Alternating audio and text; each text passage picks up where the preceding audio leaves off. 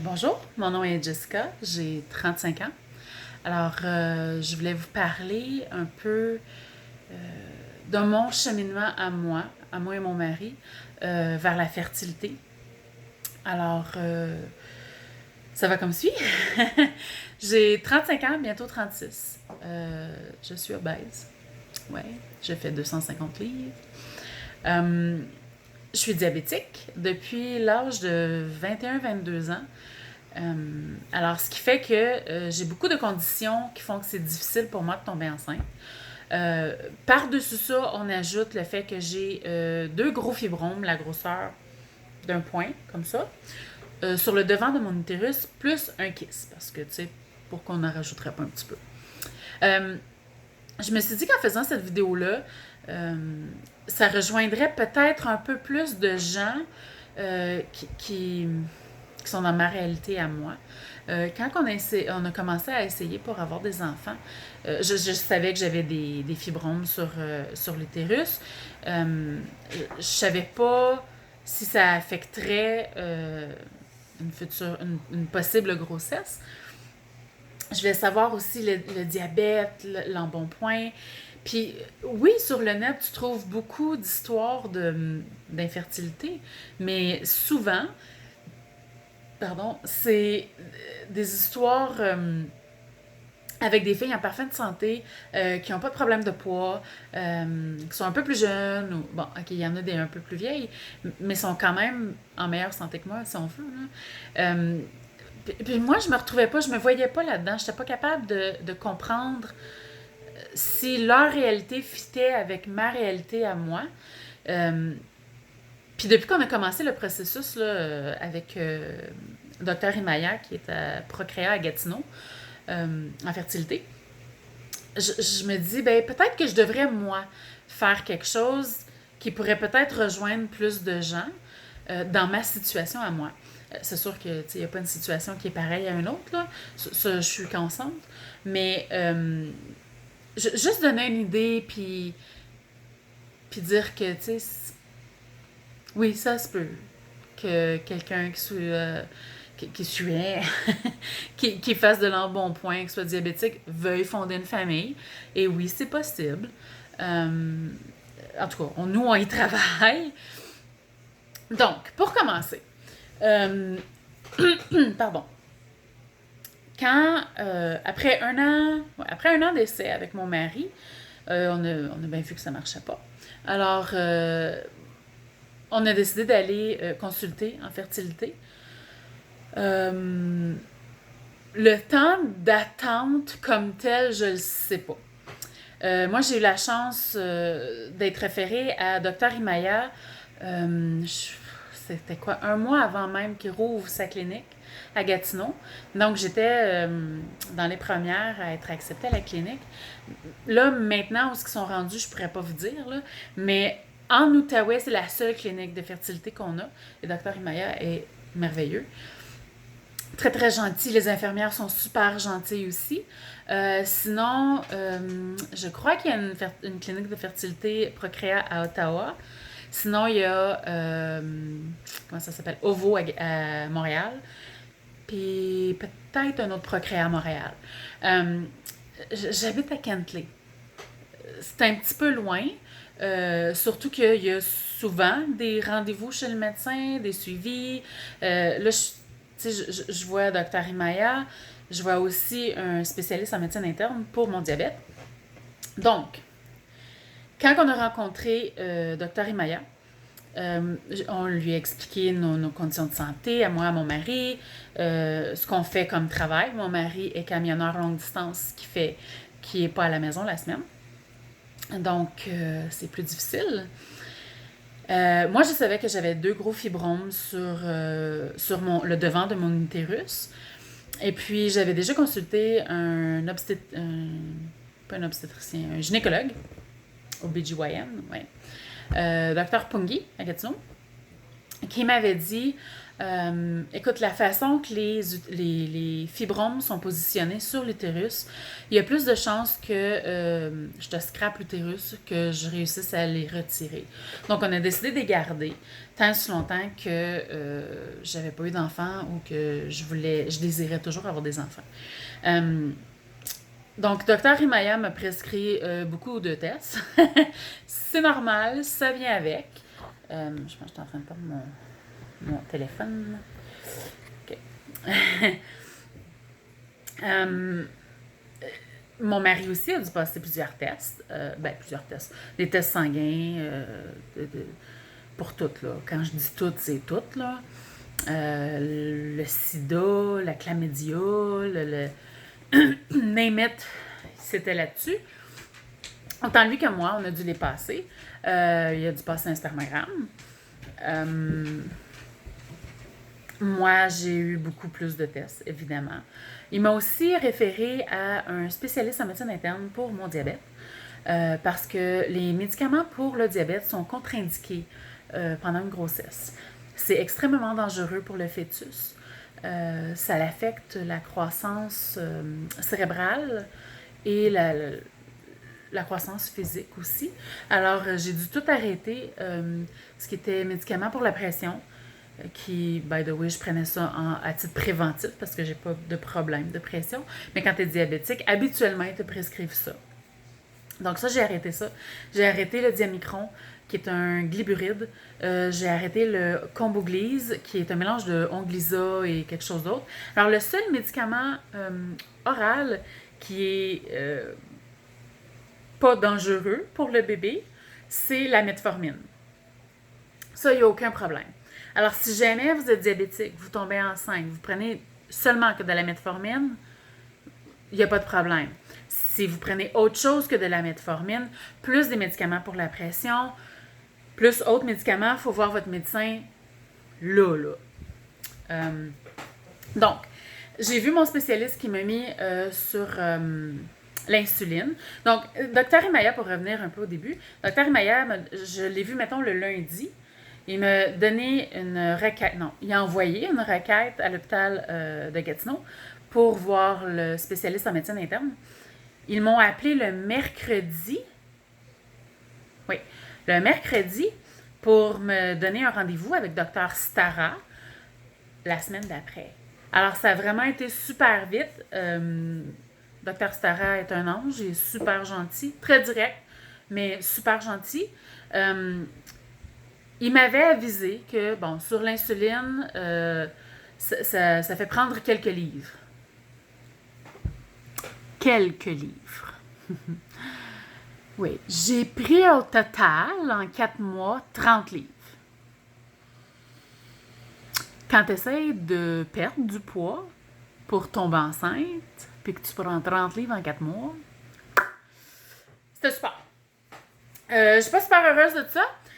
Mais bon, regarde, ça vient avec. Je fais encore plus attention à ce que je mange. Je fais encore plus attention aux portions que je mange. Ce qui est, je pense, plus peut-être un problème pour moi. Ben, en fait, moi j'aime grignoter. C'est vraiment ça mon problème. Je suis une grignoteuse. Puis la fin de semaine, j'aime manger des chips puis des bonbons. Bon, je devrais pas point étant donné que je suis diabétique.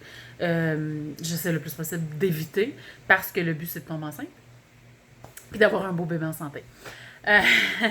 J'ai recommencé à prendre des marches avec mon chien, qui est très, très content de ça, et refaire des exercices plus souvent à la maison.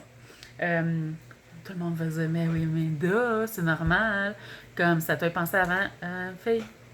Pas comme ça que ça marche dans la vie. T'as la maison, t'as le chien, t'as ci, t'as ça, tu trouves des excuses. Faut que tu trouves du temps. Si tu veux parvenir à tes fins, il faut que tu trouves du temps. Est-ce que c'est garanti que je vais tomber enceinte? Non, je sais pas. Mais je veux pouvoir dire que j'ai tout fait pour que ça fonctionne. Donc, Dr. Stara m'avait dit il n'est pas question de commencer un traitement de fertilité tant si longtemps que ça fait pas au moins 2 mois que ta glycémie est stable. Parce que c'est très dangereux, une glycémie instable pour un fœtus. Justement pour les malformations. physique, cérébrale, etc. Donc, puis il me disait, 6 mois, c'est peut-être un peu vite. Découragement, comme total. Je me disais, OK, tu sais, j'ai 35 ans, je vais bientôt en avoir 36. Là, ça va prendre un autre 6 mois avant que ça soit stable, puis ça, c'est minimum. Là, j'ai pas encore commencé les traitements. J'ai eu un gros moment de découragement. Euh, Mon mari était très optimiste pour moi. J'ai une chance, parce que il y a eu des moments où c'était vraiment plus difficile. Hier, j'ai revu mon docteur Stara pour un rendez-vous de suivi. Alors, ça fait maintenant 4 mois et demi que je suis sur l'insuline et je suis stable. J'ai le go-ahead. Ça fait 2 mois que j'ai des petits hauts et bas. Là. Ça, je veux dire, tu peux pas tout le temps être à 5,2 là. Euh, mais comment est-ce qu'il appelle ça, là, le HA-B1C, whatever, là, ton indice glycémique, là, après 3 mois, est merveilleux. Il est à 62, ce qui est super. Alors, j'ai le go-ahead de Dr. Stara pour commencer le traitement de fertilité. Là, reste à voir si c'est une possibilité pour moi. Avec Dr. Imaya, j'ai, comme je disais tantôt, passé énormément de tests pour voir si c'est une possibilité pour moi de pouvoir tomber enceinte et de porter un enfant. Donc, il y a les tests sanguins, beaucoup. Des tests encore sanguins, mais eux, c'était pour calculer la réserve ovarienne. Je comprends pas trop comment ça fonctionne, là, mais bon, regarde, ils sont faits. Et les derniers tests que j'avais à faire, c'était des échographies, mais c'est intravaginaux. Donc, le premier test, ça, c'est pas. Tu sais, une caméra, là, je sais pas moi, assez longue, là, comme ça, assez grosse, comme ça. C'est fait comme de même. Puis là, ils te rendent ça pour aller voir à l'intérieur,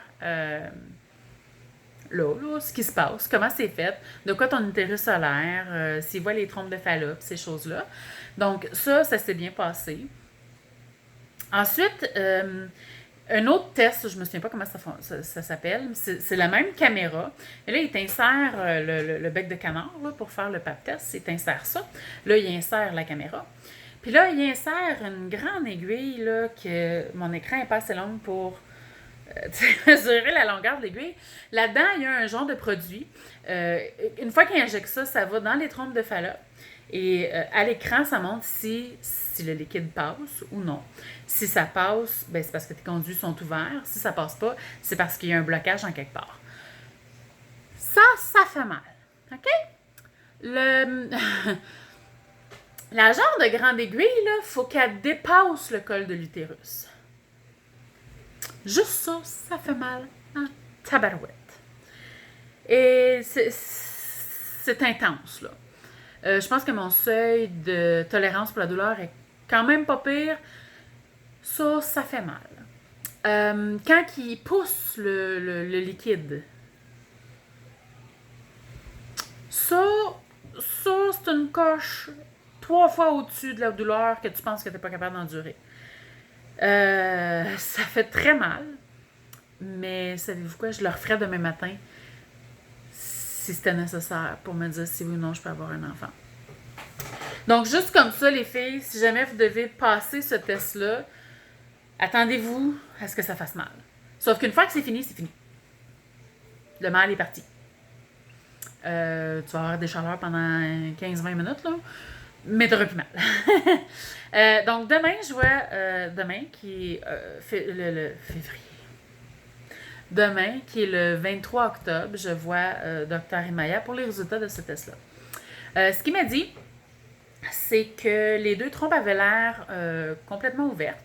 Il y en a une qui est sûre, je me souviens plus si c'est le droit ou le gauche, qui est certain que c'est complètement ouvert. L'autre, il pense que oui.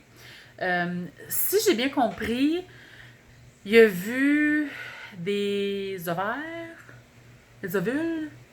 En tout cas, il y en a vu chaque côté. Reste à voir s'ils sont assez gros, s'il y en a assez, puis si c'est possible pour moi de tomber enceinte. Ça me stresse. Je ne sais pas encore si je vais mettre la vidéo en ligne Pour le moment, c'est plus un... Je vais pas dire un journal intime, mais un genre d'échappatoire ou une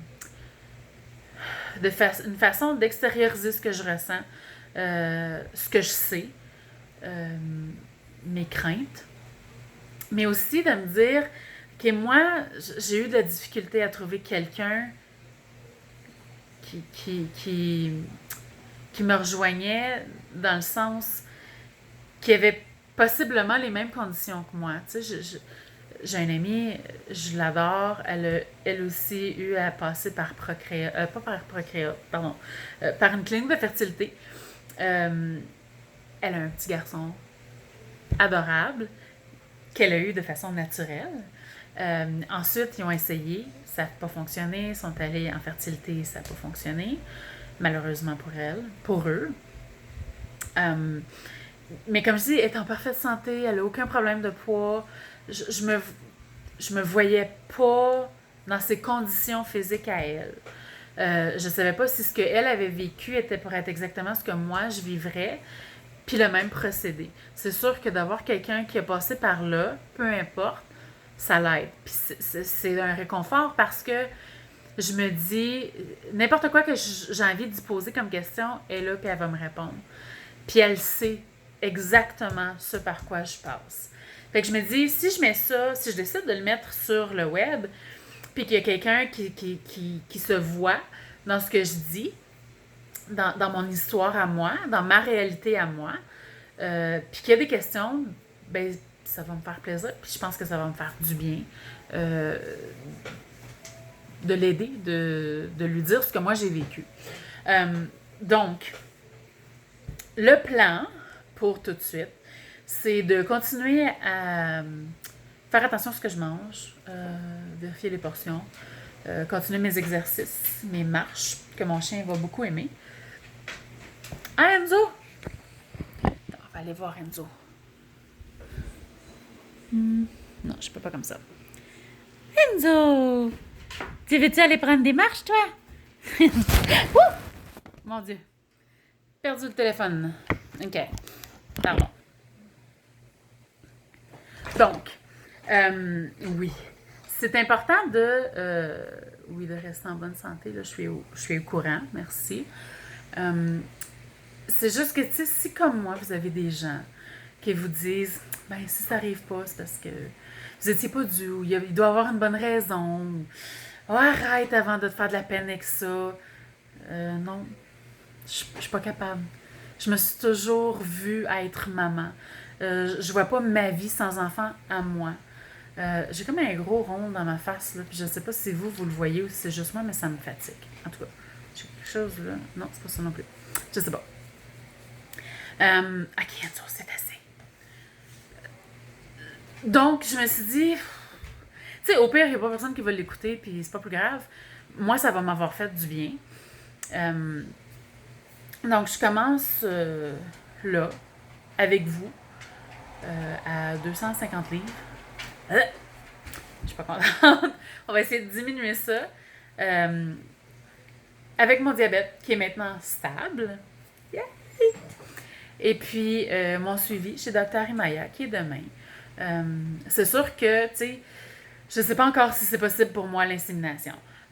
Ici au Canada, au Québec, l'insémination artificielle est couverte, c'est gratuit. Pour, je veux dire, 9 essais, mais c'est 3 cycles de 3. Si après ça, ça ne fonctionne pas, la seule option, c'est la fertilisation in vitro. Ça, c'est pas couvert, c'est pas gratuit et ça coûte minimum 10 000 tu sais, mon mari, comme je l'ai dit, il est sur la route, donc automatiquement, il faut faire congeler son sperme, qui coûte de l'argent, ça aussi. Les examens sont très coûteux, je vous le dis tout de suite. J'ai envoyé ma demande aux assurances. Je ne sais pas si ça va être remboursé ou non, j'espère. Parce que les tests que j'ai faits, vous pouvez les faire à l'hôpital, OK? Ça, c'est une chose. Vous pouvez les faire à l'hôpital, mais le temps de réception de résultats est beaucoup plus long qu'avec Procréa. Procréa, c'est fait sur place, donc je pense que c'est comme 2 semaines puis on a les résultats. Si vous allez à l'hôpital, c'est beaucoup plus long, ça prend... c'est gratuit, mais ça prend beaucoup plus de temps avant que votre médecin ait les résultats. Moi, je voulais que ça se fasse le plus tôt possible. Je vais avoir 36 ans en novembre. Je me sens comme si le temps presse.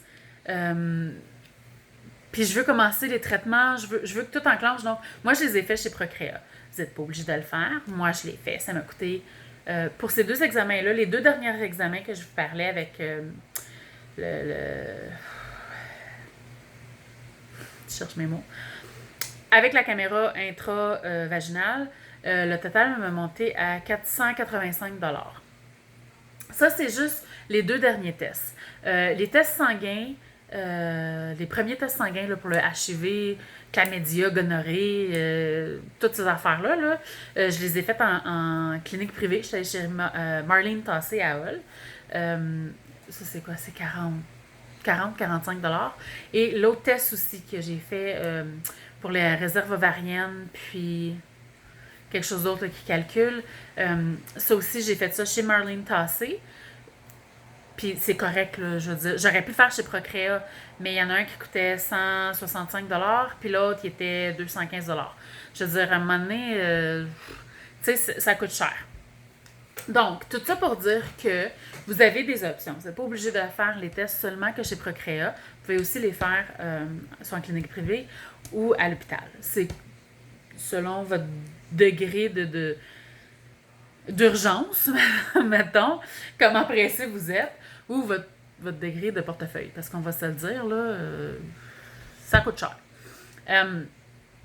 Donc, si jamais j'affiche cette vidéo sur le web, je vais aussi afficher les résultats de mon suivi avec Dr. Maya, qui est demain, à savoir si oui ou non je peux poursuivre en fertilité. Je vois pas pourquoi je pourrais pas. Ma peur, c'est vraiment qu'ils me disent on peut pas faire l'insémination, il faut aller direct avec la fertilité, la fertilisation in vitro.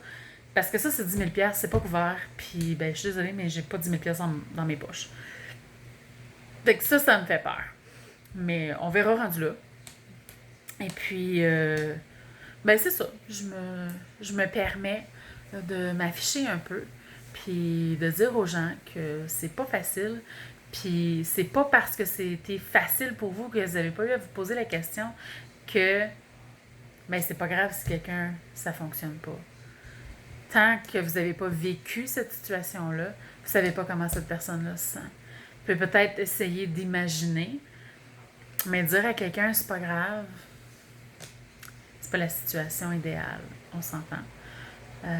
Fait que si vous avez des questions, ou des commentaires, ou des trucs, ou des histoires à vous, ben ça me ferait plaisir de les entendre, de répondre à vos questions, peu importe. Donc, c'est ça. C'était Jessica pour une aventure de fertilité dans l'Outaouais. Alors, salut!